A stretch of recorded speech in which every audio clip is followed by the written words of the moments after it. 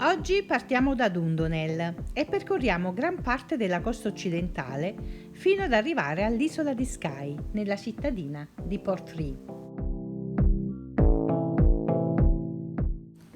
Costeggiamo la baia di Dundonel, lungo il piccolo lago Broom. Il meteo oggi non promette bene, il cielo è nuvoloso ed è prevista pioggia. Un peccato, perché questa parte della Scozia offre bellissimi panorami.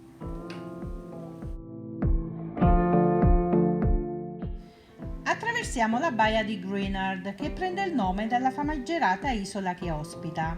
L'isola è attualmente disabitata, ma è stata posta in quarantena per 48 anni, fino al 1990, a causa di esperimenti su armi batteriologiche fatte dall'esercito britannico. Faremo anche il giro completo della baia del lago Yu. Si tratta di un lago salato, infatti è praticamente una baia dell'Oceano Atlantico. Le insenature, la roccia rossastra e il verde della vegetazione fanno da cornice a questo lago, regalando degli splendidi scorci.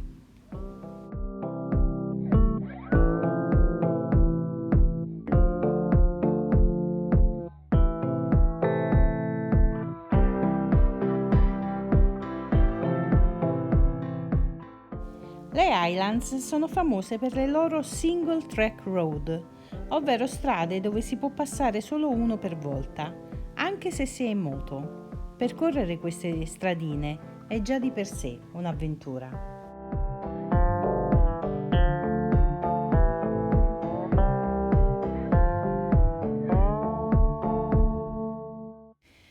La parte occidentale della Scozia, della sua costa, offre panorami diversi ad ogni tratto. Questa costa è piena di insenature, di laghi salati. Un altro lago salato che vale la pena di vedere è quello di Torridon.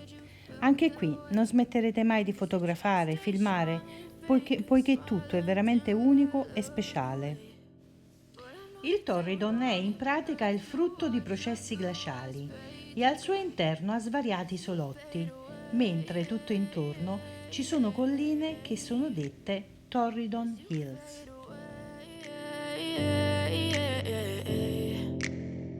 Yeah, I'm about to fade away, 'cause every time I wake up I feel like it's Monday. Something's going wrong. Un'altra tappa da non perdere se vai in moto da queste parti è la strada denominata Bealach Nabha.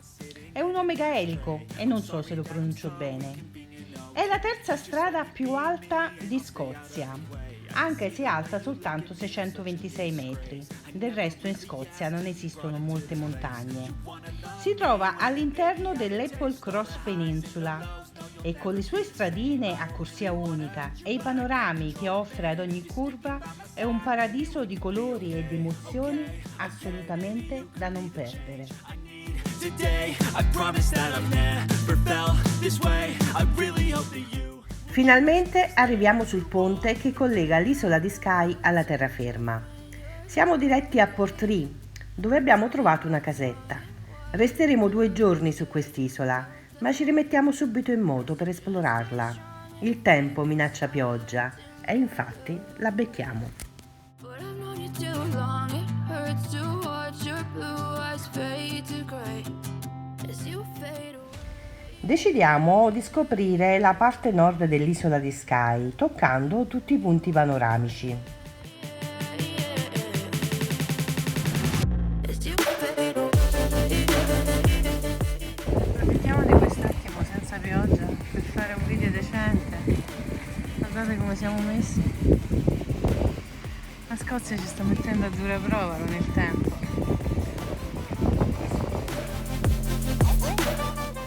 Per fortuna il tempo migliora e ci consente di girare per l'isola e ammirare i suoi bellissimi panorami. Skye è un'isola ideale per l'escursionismo. Tutti i posti che abbiamo visto avevano opportunità di camminate. Noi, ovviamente, ci siamo ben guardati dallo scendere dalla moto.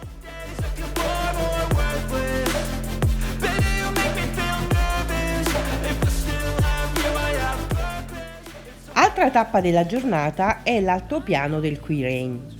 Questo altopiano è di origine vulcanica e offre possibilità di fare trekking in 2 sentieri che in alcune guide sono segnalati come tra i più belli di tutta la Scozia. In effetti il panorama è fantastico e già percorrere le curve di questo altopiano con la sua atmosfera magica è un'esperienza davvero da non perdere. As you fade away. As you fade. Ultima tappa della giornata è The Fairy Glen, letteralmente la Valle delle Fate, ed è davvero incantevole. È una piccola area con un sentiero in cui ci sono collinette arrotondate e piccoli laghetti. L'atmosfera qui è davvero magica. Dopo The Fairy Glen andremo a casa a riposare. Domani ci aspetta un'altra avventura. Never said you felt that way. Guess you're trying to stay. Oggi faremo un altro tour dell'isola di Skye. Esploriamo la parte nord-occidentale dell'isola, non facendoci mancare una tappa in una distilleria di whisky. La giornata è soleggiata e grati di questo regalo abbiamo intenzione di vedere quante più cose è possibile. La prima tappa la faremo nella baia dove si affaccia il castello di Dunvegan. Ecco a voi il castello di Dunvegan, dentro questa baia bellissima. Oggi una bellissima giornata nell'isola di Skye, abbiamo questo sole meraviglioso e questo biker. La prossima tappa invece è la visita della spiaggia di Coral Beach.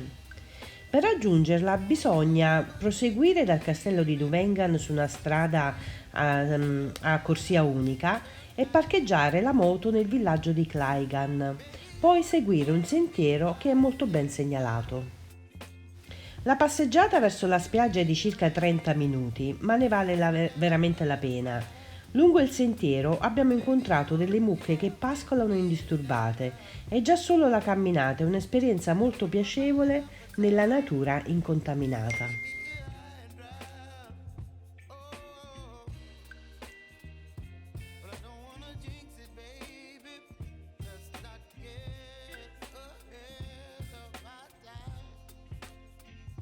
Il nome della spiaggia è Coral Beach, ma non c'è corallo nella sua sabbia. Si tratta infatti di pezzetti di alghe sbiancate e indurite dal sole, che regalano un aspetto esotico alla spiaggia stessa.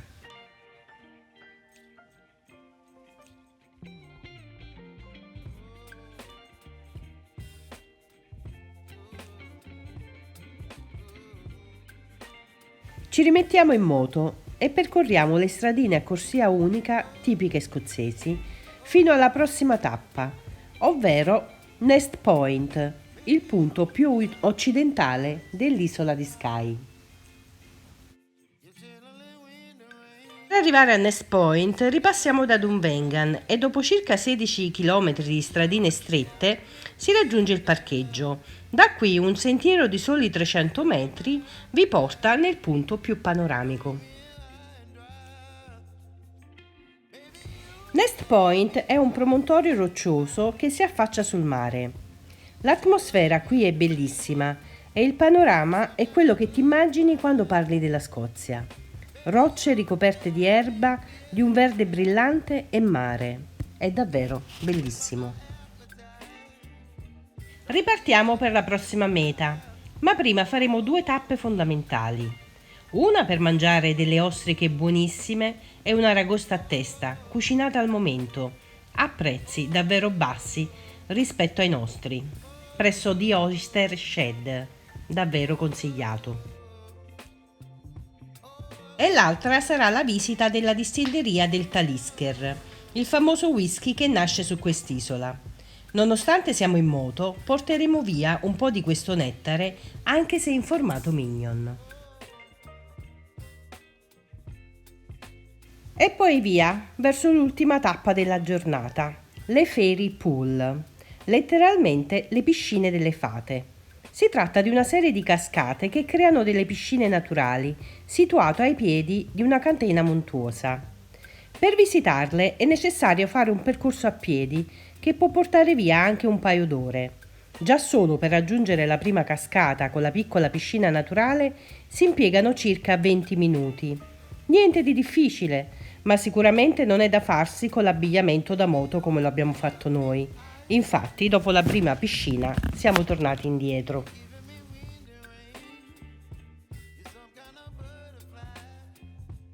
Al nostro arrivo a Portree ci aspetta l'esibizione di un gruppo di musicisti scozzesi con tanto di kilt e cornamusa, come a festeggiare la nostra ultima sera su quest'isola meravigliosa.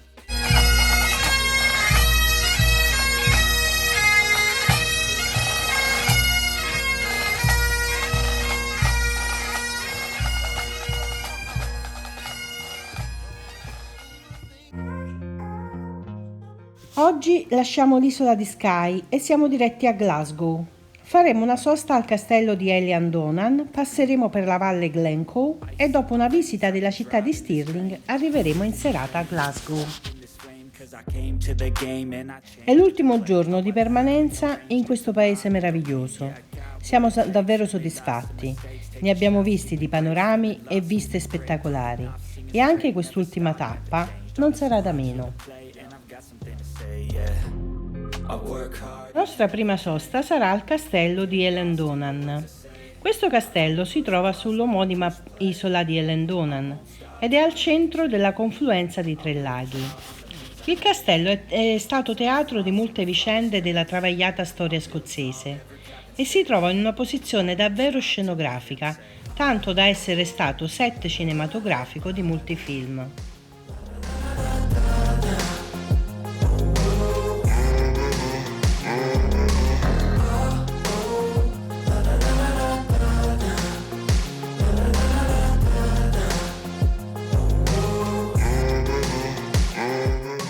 Siamo poi passati per Glencoe, che letteralmente significa la valle del fiume Coo.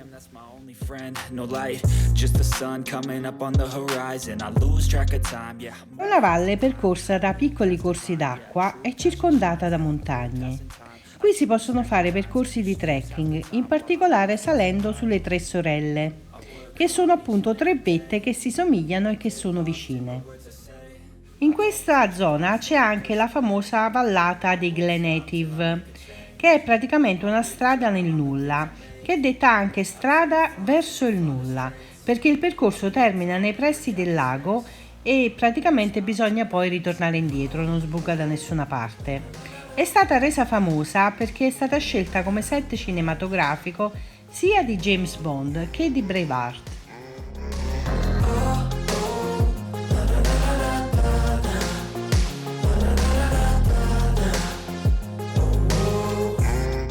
Lasciamo questa splendida valle e ci dirigiamo verso la cittadina di Stirling. Nel nostro percorso incontreremo una simpatica macchina rivestita in modo tale da richiamare la mucca capellona della Scozia, che è simbolo appunto di questo paese.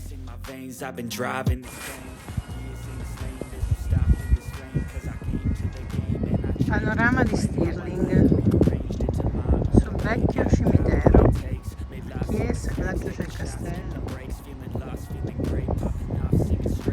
Questo è un cimitero con tutte le tombe del 1800. E infine l'ultima tappa della giornata, Glasgow. Eccoci a Glasgow in George Square.